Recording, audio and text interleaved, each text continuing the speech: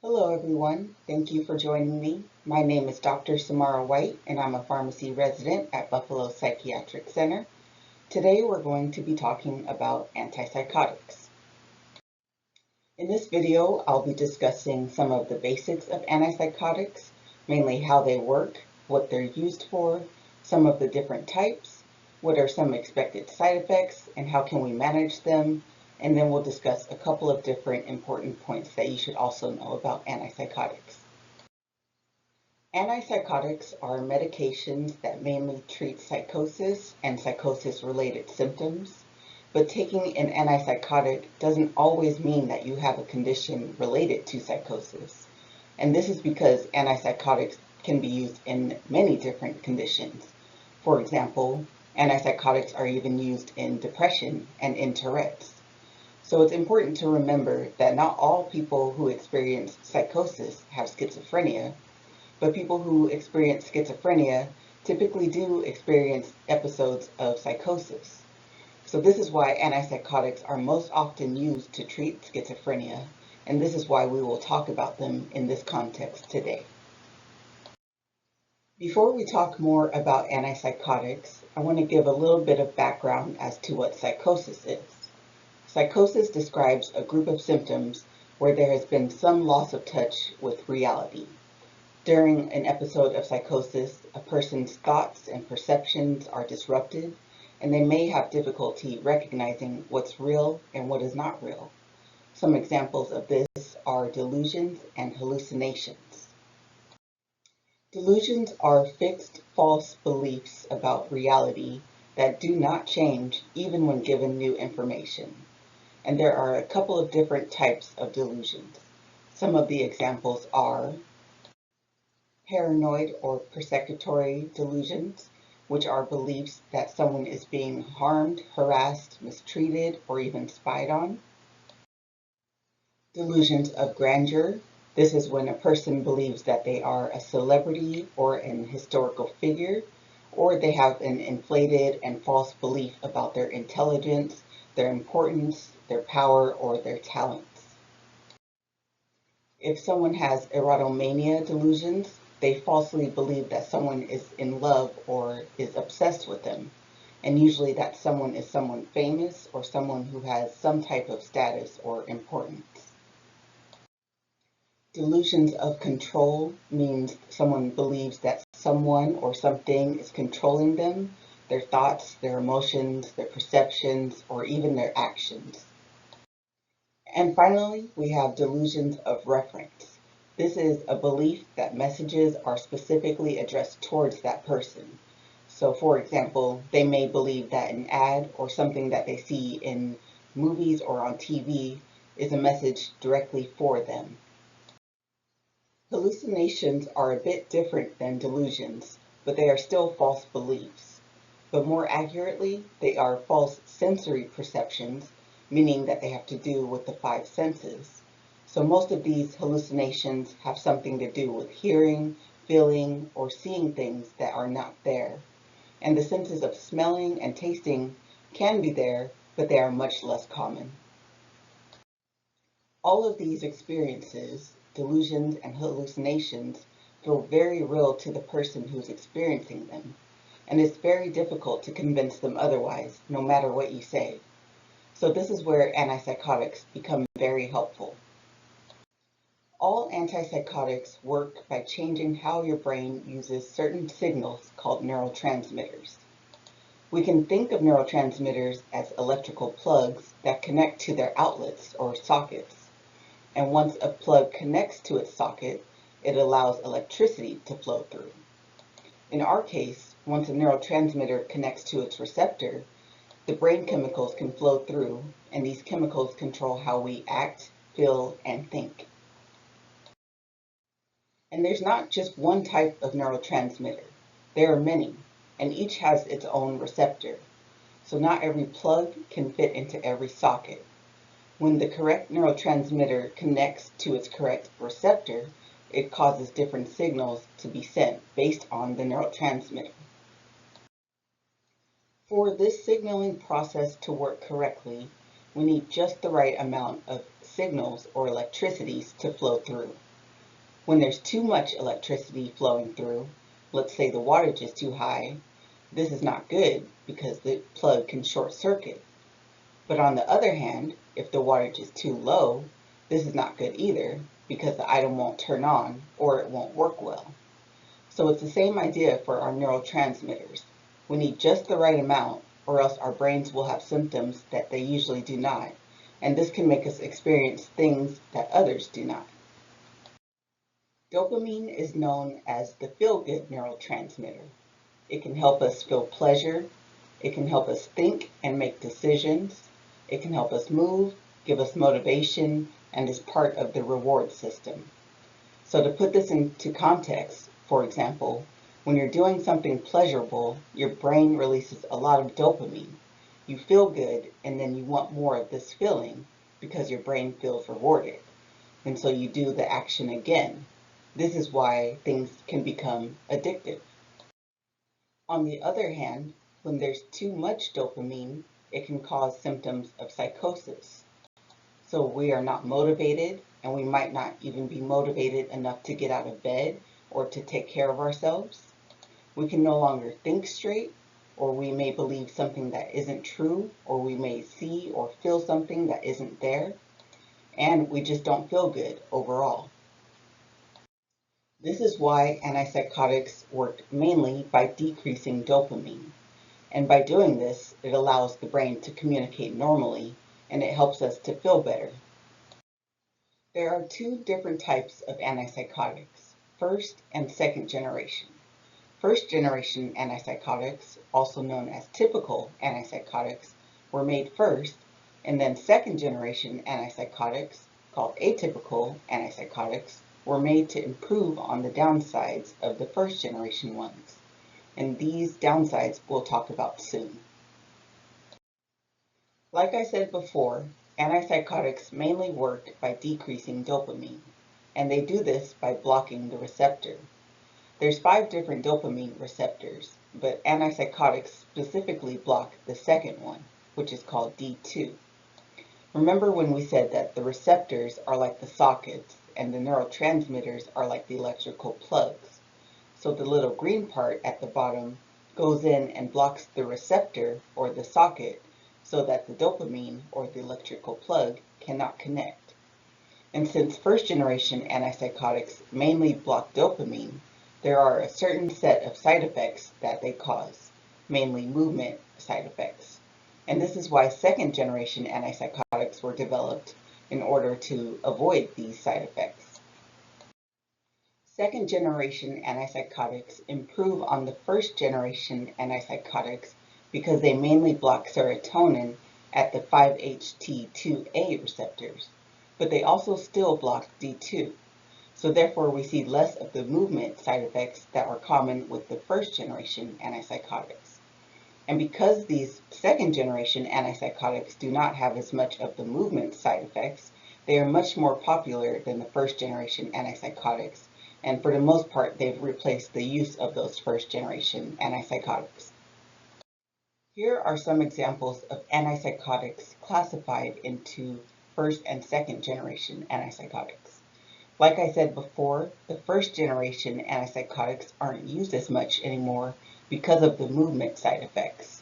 But we still do see a couple of them, including chlorpromazine, also known as thorazine, fluphenazine, also known as prolixin, and haloperidol, also known as Haldol. The second generation antipsychotics are very commonly used, so you may recognize more of those names than the first generation antipsychotics. The reason why we see movement disorders, especially with first generation antipsychotics, is because dopamine helps with movement, and not having enough dopamine in certain areas of the brain causes the body to have trouble moving.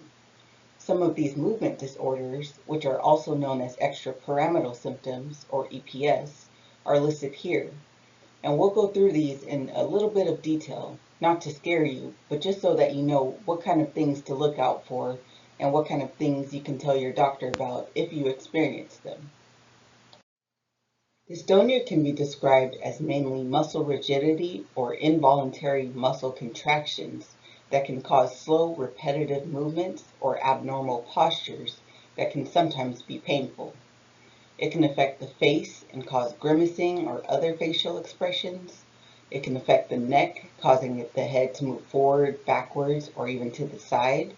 It can affect the back, causing arching or any other type of abnormal posturing. It can also affect the limbs, the wrists, the feet, the eyes and eyelids, and even sometimes in rare cases, the throat, which can affect the voice. Akathisia is being restless or having trouble sitting or standing still. So you'll see people pacing around, swinging or tapping their feet when sitting, rocking in their chairs, and they're just basically always in constant motion. And this is very uncomfortable and can cause the person a lot of anxiety as well. Pseudoparkinsonism mimics the disease Parkinson's. So you'll see similar symptoms such as slow movement, a shuffling walk instead of taking steps, a tremor, muscle rigidity, and a mask-like face, among many other things. Tardive dyskinesia is the most serious and sometimes irreversible movement disorder. This one causes abnormal movements, especially in the face, in the mouth, and lips, such as lip smacking, lip puckering, or like fish-like movements of the mouth, tongue twisting, but then you'll also see involuntary movements of the limbs, the torso, fingers, and eyes. Again, the reason why we don't see as much of the movement side effects in the second generation antipsychotics is because they mainly act on serotonin, which has its own set of side effects, mainly having to do with metabolic processes of the body. So we'll see things such as weight gain, increased blood glucose, sometimes to the point of diabetes, and increased cholesterol. Other common side effects that we see are drowsiness or sleepiness, something called orthostasis, which is a sudden decrease in your blood pressure when you move from sitting or laying down to standing up very quickly. And this can make you extremely dizzy and even fall, so be careful and always stand up slowly when possible. And the reason why we see increased prolactin is because normally dopamine stops prolactin from increasing. So if we decrease dopamine, it can't stop prolactin from increasing. And prolactin can cause something called gynecomastia in men, which is the development of breasts.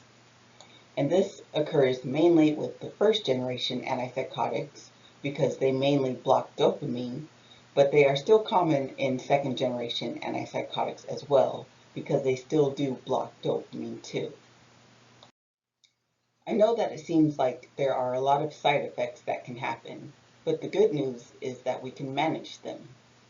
Most people really don't like the weight gain associated with antipsychotics, but know that there are a couple of antipsychotics that don't cause as much weight gain, and these are aripiprazole, lurasidone, and ziprasidone.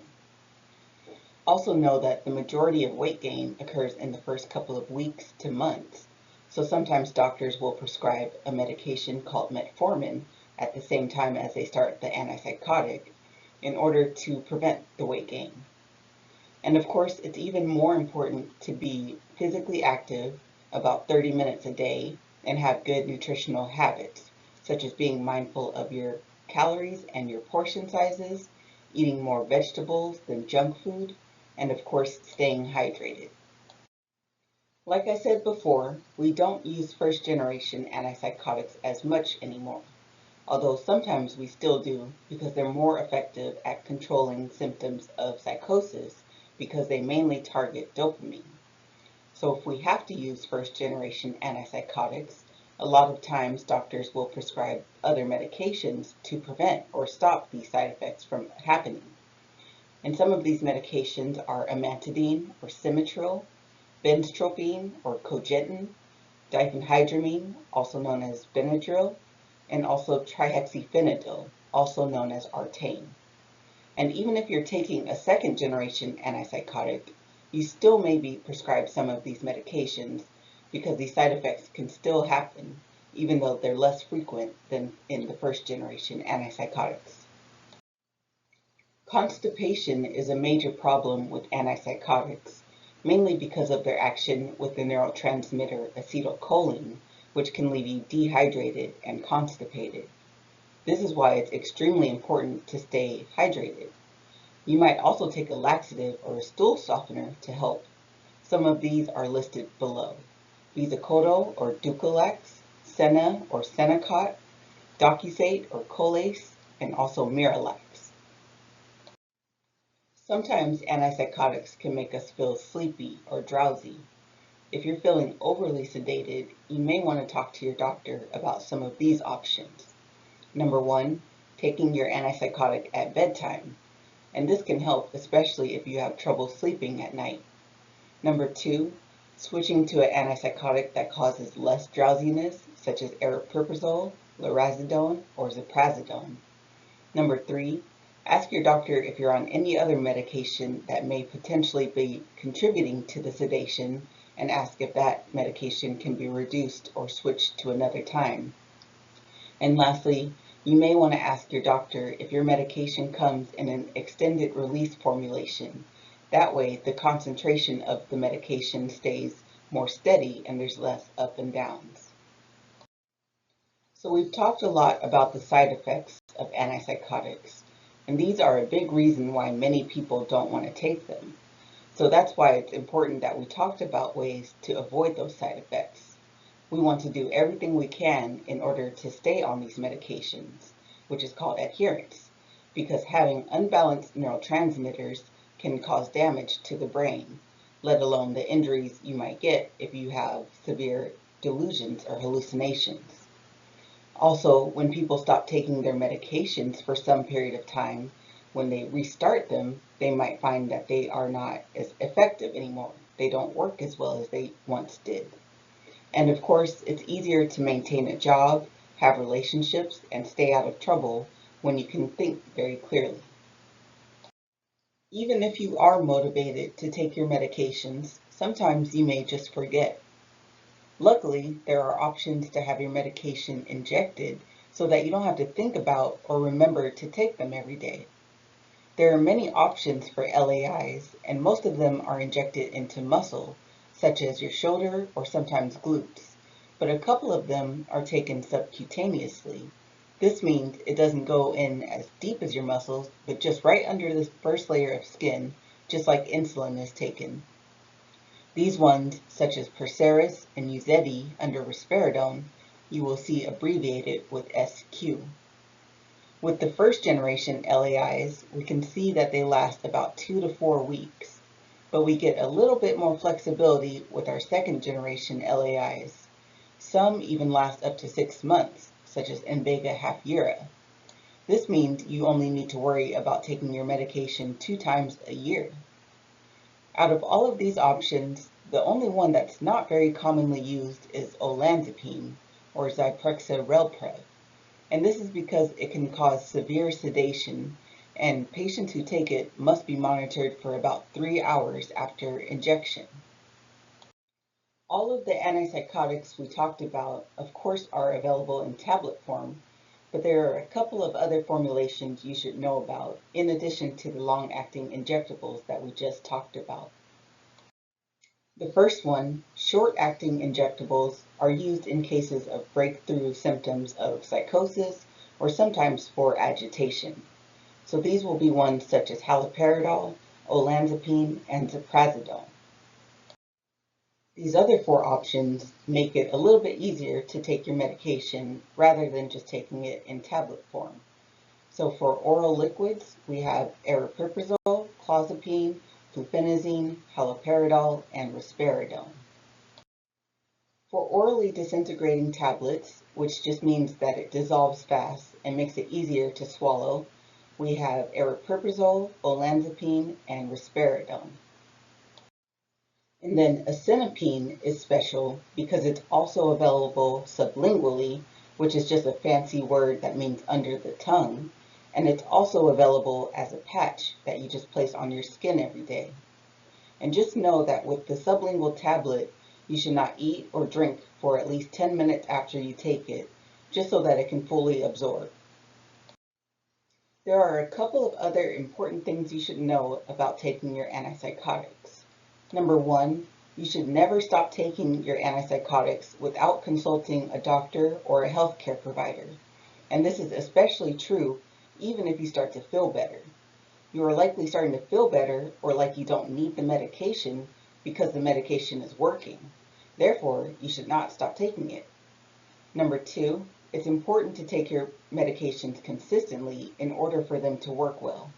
This is a reason why long-acting injectables are a good option, because you don't have to worry about taking a pill every single day.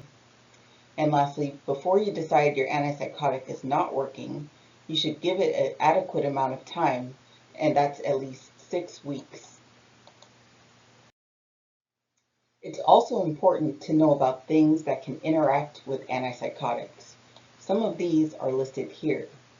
Number one, try to avoid taking benzodiazepines such as clonazepam and lorazepam if you take an injectable formulation of olanzapine. And this is because it can cause trouble breathing and make you extremely drowsy. Number two, antidepressants are commonly prescribed because antipsychotics alone are usually not effective for some of the negative symptoms of schizophrenia. And these are things such as lack of motivation, not wanting to be around people, and just feeling overall depressed. However, some antidepressants, such as Paxil and Prozac, can increase levels of a couple of antipsychotics. Your doctor will keep an eye on this, but it doesn't hurt for you to know as well. And number three, smoking can decrease the levels of olanzapine and clozapine in your system, and therefore this will make them not work as well as they should be. And this is why it's important to be honest with your healthcare provider about your smoking status, because let's say you're a smoker and you're taking one of these medications, and then if you stop smoking, which is great for your health, but the levels of these medications will rise and you might see more side effects than you did before. So work with your healthcare provider to use your medication safely and to help you get the most benefit out of them. A common question that people on clozapine have is, why do I have to get my blood drawn? And the answer is because it can cause a very rare condition called agranulocytosis, which just means that it decreases a type of white blood cell that we have called neutrophils, which are used to fight infections in our body. And so that's why we want to make sure that you have enough neutrophils, so in the case that you get sick, your body can fight it off. So we have to monitor your neutrophils weekly when you first start clozapine, and then after 6 months, we can monitor it every other week, and then after another 6 months, we can monitor it monthly.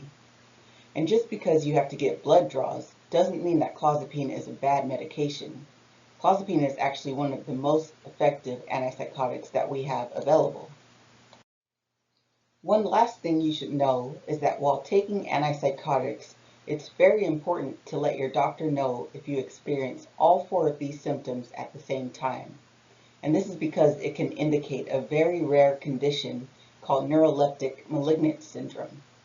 Sometimes this occurs when your dose is too high or if you're taking too many antipsychotics at one time. For the most part, if this is going to happen, it will happen within the first 2 weeks of starting an antipsychotic. But again, this is very, very rare, so you shouldn't worry about it too much, but it's just something to be aware of. So again, if you have a fever, muscle rigidity, a racing heartbeat, or trouble breathing, and confusion, all at the same time, you should let your doctor know as soon as possible. Now that we've discussed everything about antipsychotics, let's just go through a couple of questions just to make sure that you understood the most important points. Number one, what is the difference between first and second generation antipsychotics? A, first generation antipsychotics do not block serotonin receptors. B, second generation antipsychotics do not have as many movement side effects. C, first generation antipsychotics were developed first. Or D, all of the above.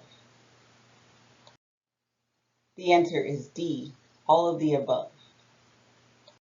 Number two, smoking can decrease levels of which antipsychotics? A, aripiprazole and lurasidone, B. clozapine and olanzapine, C. paliperidone and risperidone, or D. haloperidol and fluphenazine? The answer is B. clozapine and olanzapine. Number 3. Why does clozapine require blood draws? A. It can increase white blood cells. B. It can increase red blood cells. C. It can decrease white blood cells. Or D. It can decrease red blood cells. The answer is C.